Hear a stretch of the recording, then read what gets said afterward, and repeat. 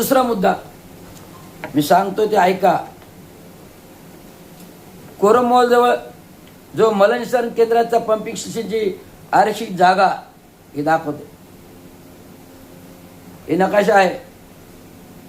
हे कोरमॉल शेजारी जी आरक्षित भूखंडाची जागा आहे, ही जागेवरती आम्ही तुम्ही गंगूबाई संभाजी शिंदे सभागृह बांधलं. आरक्षित भूखंड आहे. महानगरपालिकेच्या डीपी नकाशामध्ये आरक्षित भूखंड आहे. मलकेंद्रासाठी जागा आहे. जर आरक्षित भूखंड मलकेंद्रासाठी आहे, पाचपकाडी ठिकाणी कोरमॉल शेजारी जर भविष्यात जर शहर वाढलं, शहरीकरण झालं, केंद्र वाढवायचं झालं तर जागा कुठून आणणार?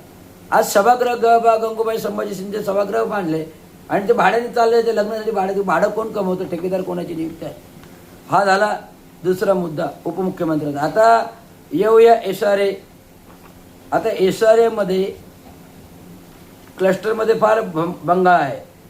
आता SRAचे मला पत्र आलेलं आहे की आम्ही अशा कुठल्याच विकासकांना परवानग्या दिलेल्या नाही.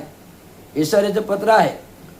मुंबई महानगर प्रादेशिक झोपडपट्टी पुनर्वसन रविराज अध्यक्ष महाराष्ट्र. त्यांना माहिती अधिकार प्राप्त माहितीनुसार मी माहिती घेतली असता त्यांनी लिहिले की आम्ही अशा कुठल्या विकासकांना, मग LIT असो, रीड्स असो, आशेर असो की अशोका असो, हे जे काही 5 भूखंडधार किंवा आझादनगरचं जगदाळ इन्फ्रास्ट्रक्चर L&D असो, आम्ही कोणाला परवानगी दिलेल्या नाहीत. ज्या मूळ विकासकांना दिलेल्या आहेत त्यांनी अंतर्गत जे काही करारनामे केले असतील, पण तो कायद्यामध्ये तशी तरतूद नाही आहे. आणि कायद्यामध्ये तरतूद नसताना मी पुन्हा एकदा कंप्लायंट कडून लेटरची मागणी केली. SRAने मला पत्र दिलं. हे बघा, हे SRAचं पत्र आहे. बरोबर आहे, SRAचं पत्र आहे. त्याच्यामध्ये काय लिहिले? म्हाडा वर्तन संबंध पुराणिक बिल्डर झोपडे पुराण संबंध ज्ञानेश्वर आमचं अशोका बिल्डर्स देव अँड लँड विकासक गांधीनगर झोपडपट्टी पुनर्वसन रीड्स मौजे पाचपकाडी भूखंड रीड्स प्रॉपर्टीज आणि देव अशोका अंतिम भूखंड झोपडपट्टी पुनर्वसन चिराग नगर लक्ष्मीनगर चिराग नगर झोपडपट्टी आझाद नगर. अशा प्रकारे एकंदरीत हे 5 विकासक आहेत.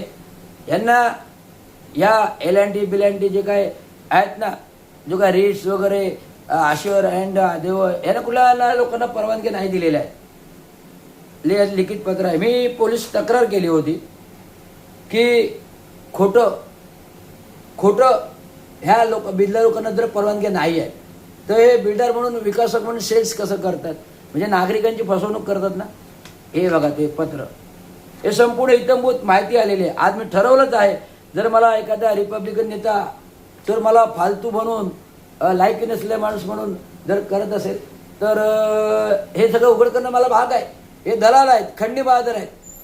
एकनाथराव शिंदेकडून जयंतीच्या नावाखाली पैसे होतात, धम्म परिषदेच्या नावाने पैसे उघडतात.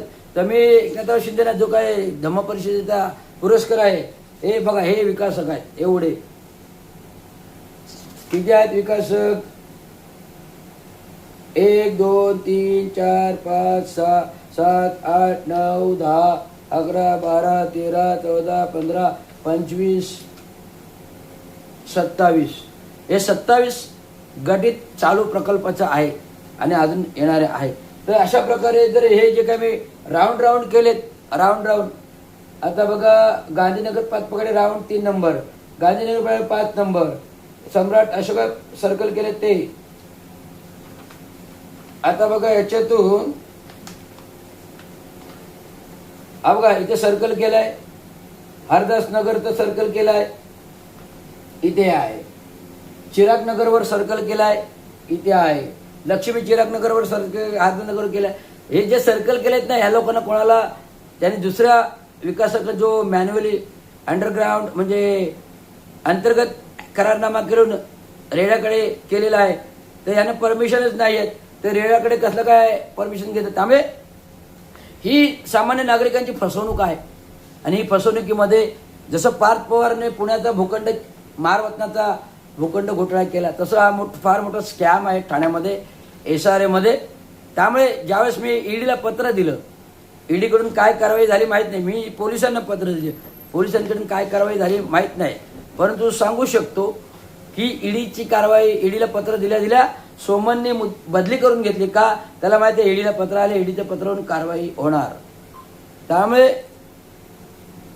ही संपूर्ण इत्थंभूत माहिती मी मुद्दामून आज का करतोय, कारण जो कोणी जर माझ्या चरित्रावर संशय कायम करत असेल आणि मला नाक बदनाम करण्यासाठी निलंबन करत असेल दोनदा आणि अतिक्रमण 3दा, तर यांचा बुरखा मी फाडणार. भले काही हो जीवावर बेतो, मी कोणाच्या बापाला घाबरत नाही.